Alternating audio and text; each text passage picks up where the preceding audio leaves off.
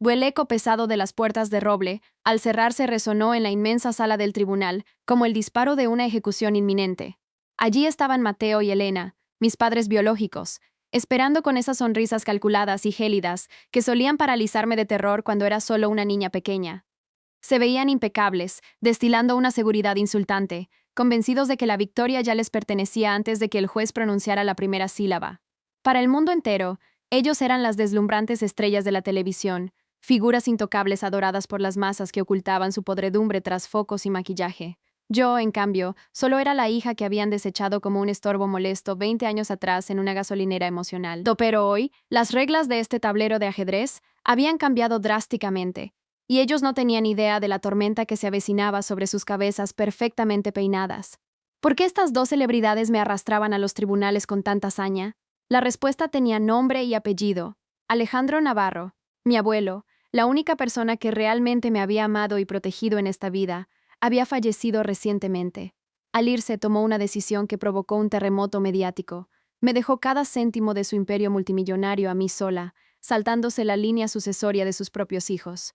Ahora, las mismas personas que me abandonaron en su umbral sin mirar atrás, me demandaban por coacción e influencia indebida, llamándome manipuladora frente a las cámaras. Yo me mantuve erguida frente al estrado, sintiendo mi propio pulso tan fuerte y constante que parecía rebotar contra los muros de mármol frío de la sala. Sabía que esta no era solo una batalla por dinero, era una lucha por la verdad que ellos habían enterrado bajo años de fama y mentiras corporativas. El juez Rodrigo Castillo levantó la vista de sus documentos amarillentos y me observó detenidamente por unos instantes que parecieron siglos. De pronto, un destello de reconocimiento genuino cruzó su rostro curtido por décadas de leyes y sentencias. Se quitó las gafas lentamente, con un temblor atónito en la mano, y murmuró con una voz que heló la sangre de mis padres. Un momento. ¿Es usted ella? El silencio que siguió a esas palabras fue absoluto, casi ensordecedor, roto solo por el clic de las cámaras de los periodistas al fondo. Desde mi lugar, pude percibir cómo la confianza barnizada de Mateo y Elena comenzaba a resquebrajarse sutilmente. ¿Qué sabía este juez sobre mí que mis propios padres desconocían? La tensión en el aire era tan espesa que se podía cortar, y yo sabía que el primer hilo de su red de engaños acababa de soltarse. Antes de que el caos estallara, el juez hizo una pausa y reveló algo que nadie esperaba. Él había sido letrado en prácticas de mi abuelo hacía muchos años. Confesó que Alejandro le había dado una instrucción específica.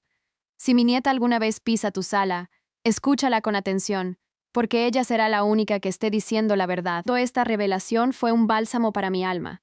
Mi abuelo me estaba protegiendo incluso desde la tumba, preparando el terreno legal antes de su partida. Mis padres se removieron en sus asientos, intercambiando miradas de pánico contenido.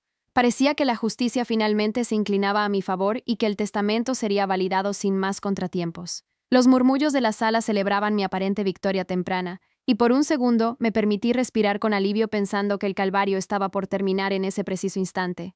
Pero la satisfacción fue efímera. Javier Cánovas, el abogado de mis padres, un hombre de sonrisas viperinas, se levantó con una carpeta roja que parecía sangrar sobre la mesa. Es conmovedor, señoría, pero la nostalgia no dicta sentencias, espetó con frialdad. Acto seguido, proyectó en las pantallas correos electrónicos y testimonios comprados de antiguos empleados que me pintaban como una joven ambiciosa que aisló al anciano de su familia. Alegaron que yo interferí en sus decisiones médicas, suministrándole calmantes para nublar su juicio mientras lo obligaba a firmar documentos. De repente, la narrativa cambió. Yo ya no era la nieta amada, sino una depredadora que se aprovechó de la demencia de un magnate. La prensa empezó a escribir titulares sobre mi supuesta manipulación magistral. Mi corazón se hundió. No solo querían mi herencia, querían destruir mi reputación y enviarme a prisión por abuso patrimonial. Para entender la magnitud de esta infamia, debo llevarte a aquel verano fatídico de hace 20 años. El sofocante sol de agosto caía a plomo sobre los jardines de la finca, marchitando todo excepto el frío vacío que empezaba a instalarse en mi pecho de niña. Mi madre, Elena, se agachó frente a mí con su impecable vestido de seda blanca que olía a un perfume de jazmín tan intenso que mareaba. «Pórtate bien con el abuelo», murmuró con sus labios pintados de un rojo demasiado brillante, pero sus ojos estaban secos como el desierto. A pocos metros, mi padre golpeaba el capó del coche deportivo impaciente por marcharse a su nueva vida de lujos en la televisión. Me dejaron allí como quien deja una maleta olvidada en una estación, prometiendo un regreso que ambos sabían que nunca sucedería. Fue una ejecución emocional ejecutada con guantes de seda. Recuerdo el sonido de los neumáticos crujiendo contra la grava del camino, mientras aquel vehículo plateado desaparecía tras las enormes verjas de hierro. Corrí. Corrí detrás de ellos hasta que los pulmones me ardieron y el sabor a polvo y humo de escape se quedó atrapado en mi garganta como un nudo de hierro. Caí de rodillas, gritando sus nombres hasta quedar afónica, pero la única respuesta fue el silbido del viento caliente y el eco burlón de las cigarras. Fue entonces cuando una mano grande y firme se posó sobre mi hombro tembloroso. Era mi abuelo Alejandro. No me dijo palabras vacías, simplemente me sacudió la tierra de las rodillas raspadas y me tomó en sus brazos. Al apoyar mi cabeza en su pecho, el latido pausado de su corazón fue el primer metrónomo de una seguridad que nunca antes había conocido en mi corta vida. Crecer con Alejandro Navarro fue una escuela de supervivencia intelectual. Cada mañana, frente a una mesa de caoba y un café humeante, me obligaba a leer la prensa y a cuestionar cada titular. ¿Qué nos están ocultando aquí, Isabela?, preguntaba golpeando el papel con sus nudillos. Me enseñó que la verdad siempre se agazapa bajo la superficie y que la riqueza es como beber agua salada. Cuanta más tragas, más sediento y loco te vuelves. Me preparó para ser la guardiana de su legado, no por el dinero, sino por la integridad que sus propios hijos habían vendido por un minuto de fama. Sin embargo, había algo en su viejo cuaderno de cuero marrón que él guardaba bajo llave y que nunca me permitió leer mientras vivía. ¿Qué contenía ese diario que lo hacía suspirar con tanta amargura cada noche?, me preguntaba yo constantemente.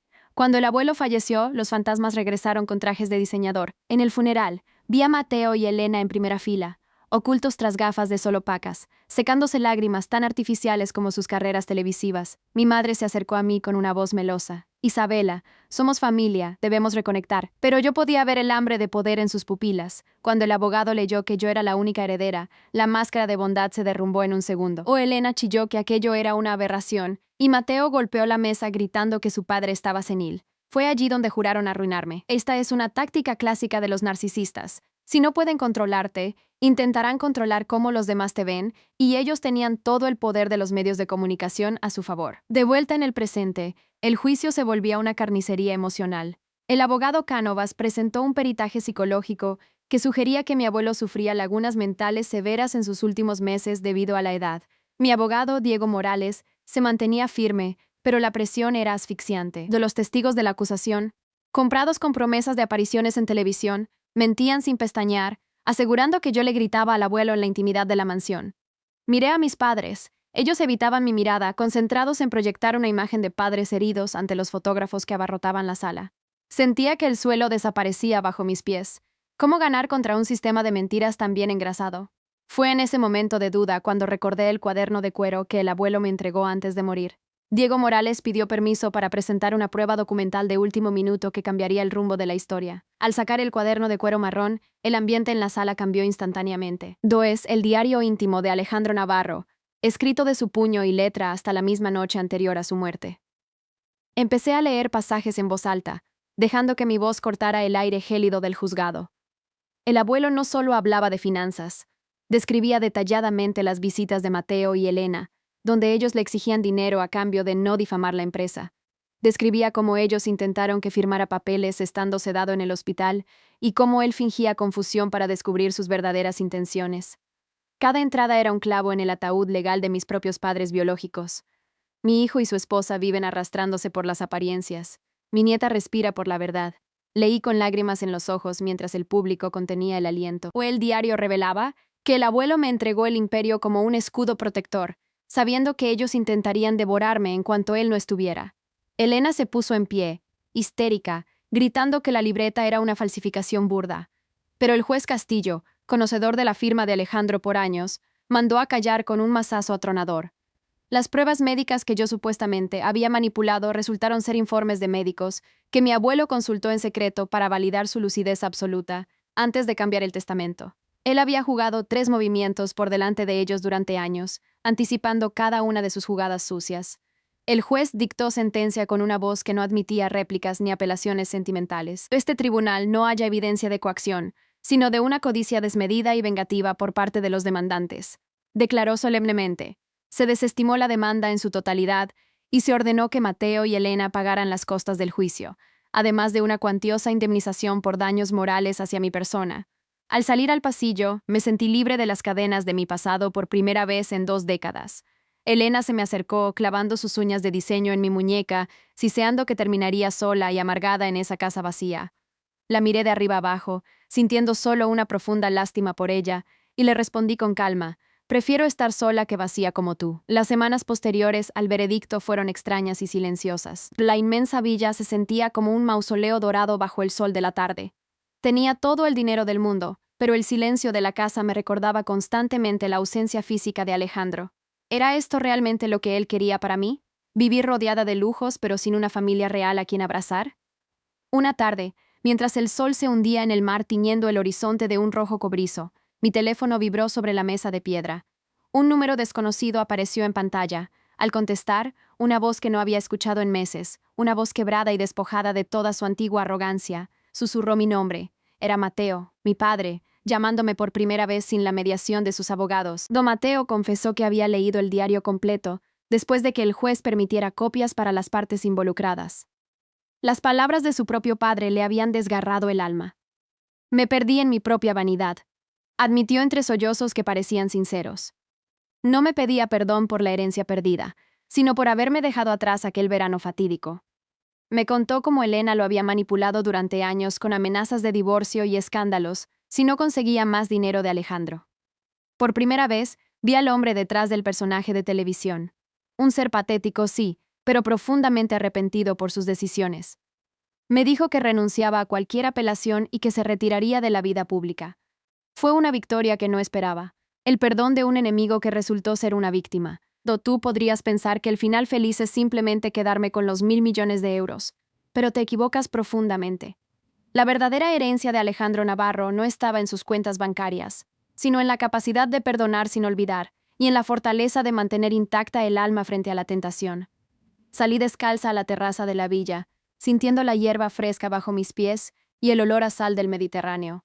Abrí el diario de mi abuelo por la última página en blanco y escribí con mi propia letra: lo he entendido todo, abuelo. La justicia no se dicta con un mazo, se forja en el corazón. En ese instante de quietud perfecta, sentí que él estaba allí, orgulloso de la mujer en la que me había convertido. Hoy, el Imperio Navarro funciona bajo una fundación que ayuda a niños abandonados por sus familias, transformando el dolor de mi propia infancia en una esperanza tangible para otros.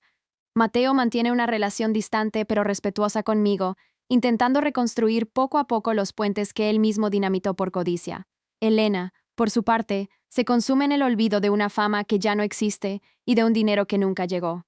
La casona de la Costa Brava ya no es un mausoleo. Ahora está llena de risas de niños que, como yo, solo necesitaban a alguien que decidiera quedarse a su lado. He aprendido que la sangre te da parientes, pero la lealtad y el amor verdadero te dan una familia. Muchas gracias por acompañarme en este viaje a través de mi historia personal. Si este relato ha tocado tu corazón o te ha recordado que la verdad siempre sale a la luz a pesar de las mentiras, por favor dale like al video y suscríbete para apoyarnos. Me encantaría saber tu opinión sincera. ¿Crees que el perdón de Mateo fue real o solo otra estrategia? Déjame tu comentario abajo diciendo desde qué ciudad del mundo nos escuchas. Los leo a todos con mucha atención. Recuerda que la justicia siempre llega para quienes tienen la paciencia y el coraje de esperarla.